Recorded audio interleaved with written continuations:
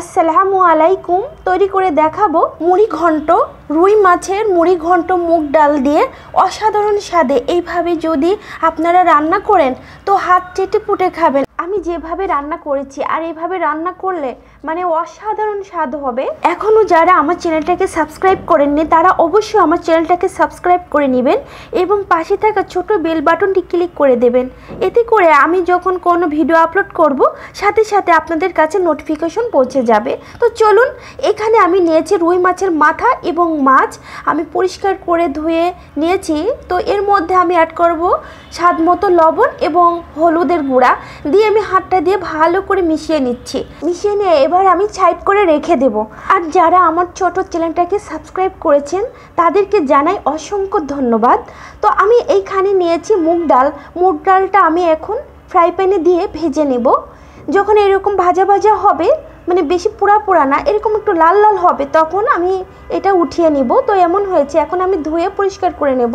ঠিক আমি রান্নার রেগুলার তেল নিয়ে ফ্রাই প্যানে এখন মাছগুলো ভেজে নিচ্ছি। এখন এইভাবে আমি ভেজে নিব এভাবে।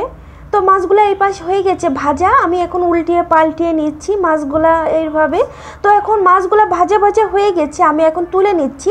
তো দেখেন কত সুন্দর হয়েছে মাছ ভাজা। এই মাছ কিন্তু বেশিও ভাজা যাবে না, আবার বেশি কাঁচা থাকলেও কিন্তু মুড়ি ঘন্টটা খেতে ভালো লাগবে না।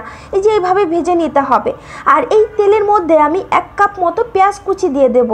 যেহেতু মুড়ি ঘন্ট হবে এর জন্য পেঁয়াজ কুচিটা একটু বেশি পরিমাণে দিলে খেতে ভালো লাগে। পেঁয়াজটা যখন এরকম লাল লাল হয়ে আসবে তখন আমি জিরা, রসুন, আদা এবং পেঁয়াজ পেস্ট দিয়ে দেবো 1/2 কাপ মতো। এবার অ্যাড করব সাদা গোলমরিচ নিয়েছি, এলাচ নিয়েছি, এরকম মুখটা ফাটিয়ে নিয়েছি, লবঙ্গ নিয়েছি 3-4টা মতো, আর তেজপাতা এবং শুকনো মরিচ আর 2 টুকরা দারুচিনি দিয়ে আমি ভালো করে মিশিয়ে নিচ্ছি। ভালো করে মেশানোর পরে মশলাটা তখন আমি অ্যাড করব 1/2 চা চামচ হলুদের গুঁড়া, 1 চা চামচ লাল মরিচের গুঁড়া, 1/2 চা চামচ ধনিয়া গুঁড়া দিয়ে আমি আবারও ভালো করে মিশিয়ে নিচ্ছি। মশলাটা যখন এইরকম ভাজা ভাজা হবে যাতে না পুড়ে যায় তখন আমি পানি অ্যাড করে নিব।